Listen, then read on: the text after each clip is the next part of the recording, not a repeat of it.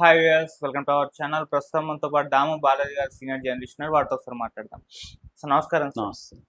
Sir, Balakrishna గారికి, పవన్ కళ్యాణ్ గారికి మధ్య ఒక కోల్డ్ వార్ నడుస్తుంది. అది కూడా ఒక పదవి కోసం అని చెప్పేసి ఒక వార్త ప్రచారంలో ఉంది సార్. అయితే దీనివల్లే అటు చిరంజీవి గారి పైన కోపం రిఫ్లెక్ట్ అయిపోయింది బాలకృష్ణ గారికి. అందుకే అసెంబ్లీలో అటువంటి కామెంట్స్ చేశారని చెప్పేసి కూడా చెప్తున్నారు. మరి నిజంగా అటు బాలకృష్ణ గారికి, పవన్ కళ్యాణ్ గారికి పదవి కోసం ఏమన్నా కోల్డ్ వార్ జరుగుతుందా? ఏంటా పదవి? మరి దానివల్ల ఇప్పుడు చంద్రబాబు నాయుడు గారికి కూడా ఇబ్బంది ఏర్పడింది, ఒక తలనొప్పి ఏర్పడిందని కూడా చెప్తున్నారు. సో ఏంటి గొడవ సార్ ఇది? ఒకసారి చెప్పండి. అంటే మనకి మామూలుగా అయితే ఇప్పటికి సద్దుమణిగినట్టు కనిపిస్తుంది కానీ నివురు కప్పిన నిప్పు అంటారు కదా, అలాగా వీళ్ళిద్దరి మధ్య కోల్డ్ వార్ అయితే ఉంది. లేటెస్ట్ ఎగ్జాంపుల్ ఏంటంటే ఇక్కడ మొన్నటి వరకు హైదరాబాద్ సిపిగా ఉన్న, కమిషనర్ ఆఫ్ పోలీస్గా ఉన్న సివి ఆనంద్ ఒక మీటింగ్ ఏర్పాటు చేశాడు చివరి రోజు. అంటే దాని ఏమంటారు, పైరసీకి వ్యతిరేకంగా పైరసీని ఎలా అరికట్టాలి, పైరసీ ఎలా జరుగుతుంది అని ఎడ్యుకేట్ చేయడానికి ప్రొడ్యూసర్లు, డిస్ట్రిబ్యూటర్లు, స్టార్లు వీళ్ళతో మీటింగ్ ఏర్పాటు చేశాడు. దానికి చాలామంది స్టార్లు వచ్చారు. నాగార్జున, వెంకటేష్, చిరంజీవి వీళ్ళందరూ వచ్చారు. బాలకృష్ణ ఎగ్గొట్టాడు. అంటే బాలకృష్ణ ఏంటంటే అదేదంటారు, ఊరంతా ఒక దిక్కు అయితే ఉలిపిరి కట్టే ఒక దిక్కు అని సామెత ఉంది, పాత సామెత. అలాగా ఇండస్ట్రీలో ఆయనకి పెద్దపీట ఉన్న చోటే ఆయన కనబడతాడు కానీ గుంపులో ఒకటిగా ఆయన కనబడడానికి ఇష్టపడ్డు. అందుకనే ఆయన నాది 9వ పేరు వేశారని చెప్తున్నారు. మొన్న ఒక దాని మీద మీమ్స్ విపరీతంగా వస్తున్నాయి.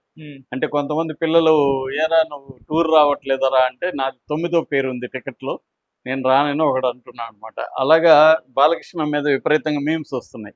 నిజానికి 9 ఉంటే ఏంటి, 7 ఉంటే ఏంటి? సినిమా ఇండస్ట్రీలో ఒక ఆర్డర్లో ఒక్కొక్కసారి ఆల్ఫాబెటికల్లో పెడతారు, ఒక్కొక్కసారి ముందు ప్రొడ్యూసర్లను పెట్టి తర్వాత హీరోలను పెడతారు, ఏదో ఉంటుంది. దానికి కూడా అంటే 9వ పేరు ఉంటే కూడా అసెంబ్లీలో మాట్లాడుతున్నాడంటే అతను మైండ్ సెట్ను మనం అర్థం చేసుకోవచ్చు.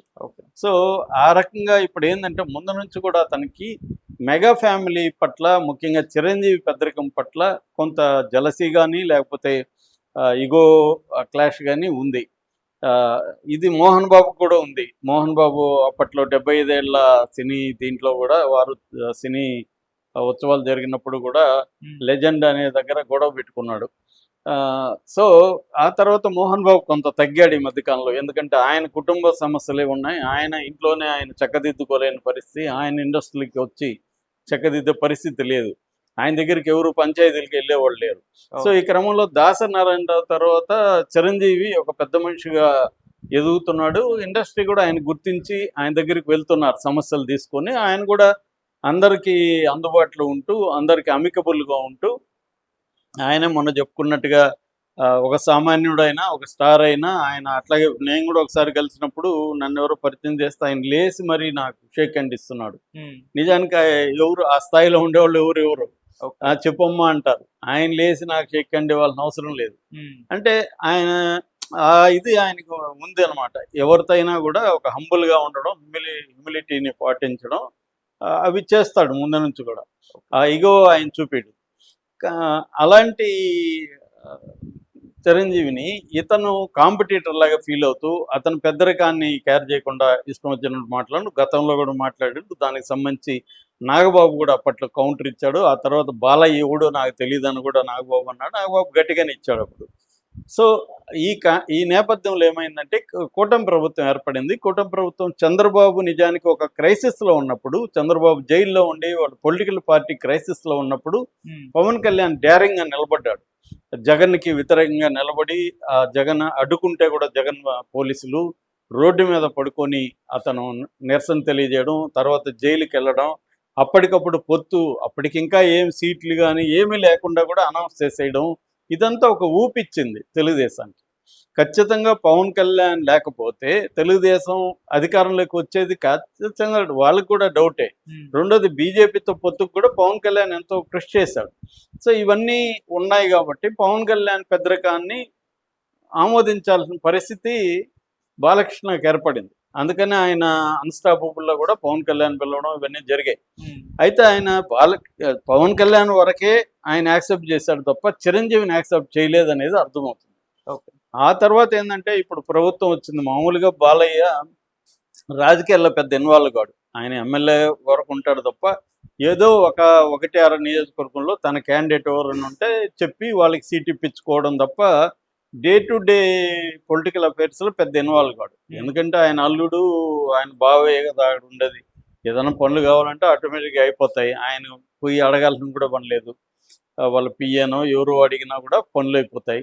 కాబట్టి పెద్ద ప్రాబ్లం ఉండదు. కాబట్టి జనరల్గా ఆయన ఇన్వాల్వ్ కాడు. కానీ ఇప్పుడు ఏమైందంటే ఇక్కడ పవన్ కళ్యాణ్కి పెద్ద పెట్టేశారు. నిజానికి పవన్ కళ్యాణ్ అధికారికంగా పవన్ కళ్యాణ్కి ఏం పెద్ద రోల్ లేదు. మొత్తం సీఎంగా యాక్ట్ చేస్తూ ఉండేది, సీఎంగా పనిచేస్తూ ఉండేది లోకేషే. అక్కడ లోకేషే డిఫాక్టో సీఎం. అక్కడ పవన్ కళ్యాణ్ ఏంటంటే ఒక మర్యాద ఇచ్చారు, ఆయన గౌరవం ఉంది, డిప్యూటీ సీఎంగా ఇచ్చారు. అన్ని చోట్ల ప్రభుత్వ ఆఫీసులో చంద్రబాబుతో ఈక్వల్గా ఫోటోలు పెట్టారు. ఆయన నిజానికి డిప్యూటీ సీఎం అనేది రాజ్యాంగంలో లేకపోయినా ఒక సీఎం తర్వాత సీఎం స్థాయి ఇచ్చారు. అందుకనే లోకేష్ డిప్యూటీ సీఎంగా కూడా చంద్రబాబు పెట్టలేదు. ఎందుకంటే సింబాలిక్గా ఈయనకే ఉండాలి అదేనని చెప్పి. సో ఆ క్రమంలో ఆయనకి ఎంత ఇంపార్టెన్స్ ఇవ్వాలో అది ఇస్తున్నారు, ఆయనకి ఏం కావాలో చేస్తున్నారు. పవన్ కళ్యాణ్ కూడా పెద్దగా అసంతృప్తి ఏమి లేదు, తనకు బాగానే ఉంది, ఇంకా 15 years కూడా మేము కూటమిలోనే ఉంటామనేది కూడా పవన్ కళ్యాణ్ చెప్తున్నాడు. ఎందుకంటే ఇద్దరికి కూడా ఒకరి మీద ఒక డిపెండెన్సీ ఉంది. చంద్రబాబుకి పవన్ కళ్యాణ్ మళ్ళీ కావాలి 2029లో, పవన్ కళ్యాణ్కి కూడా చంద్రబాబు కావాలి. పవన్ కళ్యాణ్ కూడా ఇండిపెండెంట్గా జనసేన పోటీ చేస్తే గెలిచే పరిస్థితి లేదు. ఎందుకంటే జనసేన పార్టీ నిర్మాణమే లేదు, అసలు వీక్గా ఉంది. ఇప్పుడు అధికారంలో ఉన్నప్పుడు కూడా నిర్మించుకోలేని పరిస్థితి ఉంది. సో అందువల్ల పార్టీ నిర్మాణం కానీ పార్టీ బలోపేతం చేయడం కానీ లేదు. కాబట్టి పవన్ కళ్యాణ్కి చంద్రబాబు అవసరం. పవన్ కళ్యాణ్కి ఉన్న ఓటు బ్యాంకు కాపు కావచ్చు, మిగతా అభిమానులు కావచ్చు. ఎందుకంటే కాపు ఓటు బ్యాంకు ఒక 20-25% ఉంది. సో కాపు కమ్మ కాంబినేషన్ అనేది చాలా కష్టమైన కాంబినేషన్, దాన్ని సాధించగలిగాడు చంద్రబాబు. అందుకని రెండోది ఏంటంటే ఒక కరిస్మాటిక్ ఇది ఉంది పవన్ కళ్యాణ్కి. ఎక్కడ పోయినా ఒక డబ్బులు ఒక పైసా ఇవ్వకుండా ఆయనకి 1,00,000 మంది ఈజీగా సభలోకి వస్తారు. సో ఇది ఇంకెవరికి లేదు, ఆడ బాలయ్యకి కానీ ఇంకెవరికి కూడా లేదు. సో ఇలాంటి కండిషన్లో పవన్ కళ్యాణ్కి ఇంపార్టెన్స్ ఇవ్వడం అనేది బాలయ్యకి మింగడుపడిన విషయం. సో ఇప్పుడు ఏంటంటే కొత్తగా అక్కడ ఒక పదవి కోసం బాలయ్య పవన్ కళ్యాణ్ మధ్య ఒక కోల్డ్ వార్ స్టార్ట్ అయింది. ఇక్కడ ఏంటంటే నేను చెప్పిన క్యాండిడేటే ఎఫ్డిసి చైర్మన్గా ఉండాలి బాలయ్య, కేఎల్ నారాయణ అంటున్నారు, కరెక్ట్గా తెలీదు. ఇతనైతే ఓపెన్గానే అనౌన్స్ చేసేసాడు కూడా పవన్ కళ్యాణ్, నేను చంద్రబాబుతో కూడా మాట్లాడుతానన్నాడు, ఏఎం రత్నాన్ని ఎఫ్డిసి చైర్మన్ పెట్టడానికి అనౌన్స్ కూడా చేసేసాడు. చంద్రబాబు కూడా ఆయనకి ఏమో అది చిన్న విషయం. చంద్రబాబు పవన్ కళ్యాణ్ ఒక కోరుకున్నాడు, సరే ఇద్దాం అనేది ఆయనకు కూడా ఉంటుంది. దీంట్లో ఇప్పుడు బాలయ్య ఎంటర్ అయ్యి కేఎల్ నారాయణ పెట్టాలనేది బాలయ్యకు ఉన్నది. అంటే సినిమా ఇండస్ట్రీలో పెద్దరికానికి లింక్ అయిన పోస్ట్ అది. బాలయ్యకి రాజకీయాలు ఇంట్రెస్ట్ లేదు, కానీ సినిమా రంగంలో తన పెద్దరికం కావాలనేది బాలయ్యకు ఉంది. ఎప్పుడైతే వీళ్ళ క్యాండిడేట్లు పెడుతున్నారో అక్కడ ఆల్రెడీ సినిమాటోగ్రఫీ మినిస్టర్ కందులు దుర్గేష్, ఇప్పుడు ఎఫ్డిసి చైర్మన్ కూడా అక్కడ అతన్నే పెట్టారనుకో వీళ్ళ క్యాండిడేట్ని, అప్పుడు ఇండస్ట్రీలో చిరంజీవి రోల్ ఆటోమేటిక్గా పెరిగిపోతుంది. సో ఇది బాలకృష్ణకి తలనొప్పిగా మారుతుంది. అందుకని బాలకృష్ణ ఏంటంటే చిరంజీవి రోల్ని కట్ చేయాలి. ఎందుకంటే చిరంజీవి ఫ్యామిలీ మొత్తం దిగేశారు, 1 dozen మంది ఉన్నారు వాళ్ళు. బాలయ్య ఫ్యామిలీలో కొడుకును కూడా ఇప్పటివరకు హీరో చేసుకోలేని పరిస్థితి బాలయ్యకు ఉంది. ఇంకెవరు కూడా నందమూరి ఫ్యామిలీలో లేరు. ఉన్న జూనియర్ ఎన్టీఆర్ కావచ్చు, కళ్యాణ్ రామ్తో సంబంధాలు సరిగా లేవు. ఈ నేపథ్యంలో చిరంజీవితో పోటీ పడే పరిస్థితి బాలకృష్ణ కనబడట్లేదు ప్రాక్టికల్గా.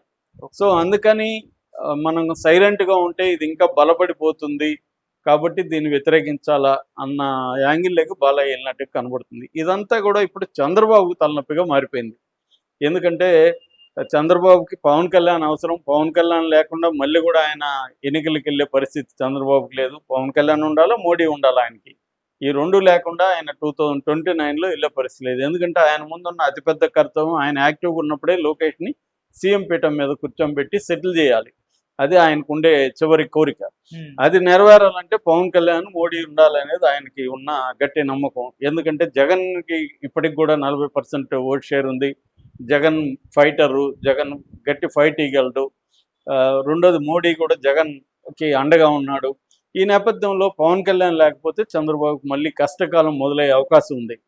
సో ఇప్పుడేమో బాలయ్య నిజానికి బాలయ్య అతనికి పెద్ద ఇంపార్టెన్స్ లేదు చంద్రబాబుకి. ఓన్లీ ఏంటంటే నందమూరి ఫ్యామిలీ సింబాలిక్గా తన వెంట ఉండడం, సీనియర్ ఎన్టీఆర్ని తను ఉపయోగించుకోవడానికి బాలయ్య అండగా ఉండడం అవసరం చంద్రబాబుకి. ఓకే. అంత తప్ప ఇప్పుడు వీళ్ళిద్దరిలో ఎవరు ఇంపార్టెంట్ అంటే చంద్రబాబు ఖచ్చితంగా రాజకీయంగా చూసుకున్నప్పుడు పవన్ కళ్యాణ్ ఇంపార్టెంట్ బాలయ్య కంటే కూడా. కానీ బాలయ్య కొంత మొండిగటం, ఆయన చెప్పిన మాట వినడు అన్న ఇది ఉంది. అందుకని బాలయ్యను కూడా ఆపారు. కనీసం నెక్స్ట్ రియాక్ట్ కాకుండా ఆపారు. తర్వాత ఆయన వ్యాఖ్యల్ని తొలగించడానికి కూడా రెడీ అయ్యారు. అందుకనే కామినేని శ్రీనివాసు వాలంటరీగా నా వ్యాఖ్యలను తొలగించడానికి స్పీకర్ని అడుక్కున్నాడు. సో అట్లాగే పవన్ కళ్యాణ్ని పోయి పరామర్శించి సింబాలిక్గా తెలియజేశాడు. పవన్ కళ్యాణ్కి నేను ఎంత ఇంపార్టెన్స్ ఇస్తున్నా అనేది సింబాలిక్గా అందరికి తెలియజేసినట్టుగా అయింది. ఎందుకంటే జ్వరం వస్తే పోయి ఇంటికి పోయి పరామర్శించాలని పరిస్థితి మామూలుగా ఉండదు. కానీ వెళ్ళి పరామర్శించాడంటే ఒక సింబాలిక్ జెస్చర్ అది. అట్లాగే పవన్ కళ్యాణ్కి కూడా ఎంత లేదన్నా హర్ట్ అయింటాడు. వాళ్ళ ఆయన ప్రాణప్రదంగా దేవుళ్లాగా భావించే అన్నని అలా మాట్లాడేది అనేది ఆయనకు ఉంది. కాబట్టి ఇవన్నీ జాగ్రత్తగా చూసుకున్నాడు. అందుకనే చిరంజీవి కూడా దీన్ని పెద్దది కాకుండా మళ్ళీ వాళ్ళ అభిమానులంతా వచ్చి ఇక్కడ బాలకృష్ణ మీద 300 పోలీస్ స్టేషన్లో కేసు పెట్టాలనుకున్నా కూడా చిరంజీవి దాన్ని ఆపగలిగాడు.